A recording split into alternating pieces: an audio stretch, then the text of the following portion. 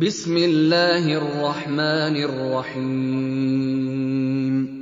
شروع اللہ کے نام سے جو رحمان و رحیم ہے۔ اللہ کی تسبیح کر رہی ہے ہر وہ چیز جو آسمانوں میں ہے اور ہر وہ چیز جو زمین میں ہے۔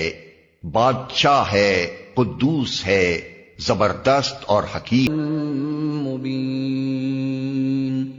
وہی ہے جس نے امیوں کے اندر ایک رسول خود انہی میں سے اٹھایا جو انہیں اس کی آیات سناتا ہے، ان کی زندگی سنوارتا ہے اور ان کو کتاب اور حکمت کی تعلیم دیتا ہے، حالانکہ اس سے پہلے وہ کھلی گمراہی میں پڑے ہوئے تھے۔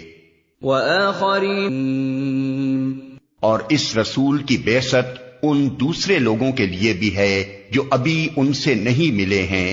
اللہ زبردست اور حکیم ہے، یہ اس کا فضل ہے، جسے چاہتا ہے دیتا ہے، اور وہ بڑا فضل فرمانے والا۔ ان لوگوں کو تورات کا حامل بنایا گیا تھا، مگر انہوں نے اس کا بار نہ اٹھایا۔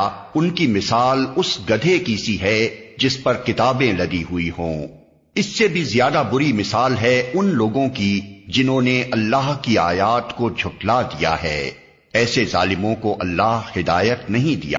ان سے کہو، اے لوگو جو یہودی بن گئے ہو، اگر تمہیں یہ گھمنڈ ہے کہ باقی سب لوگوں کو چھوڑ کر بس تم ہی اللہ کے چہیتے ہو، تو موت کی تمنا کرو اگر تم اپنے اس ظام میں اس کی تمنا نہ کریں گے اپنے کرتوتوں کی وجہ سے جو یہ کر چکے ہیں، اور اللہ ان ظالموں کو خوب جانتا ہے۔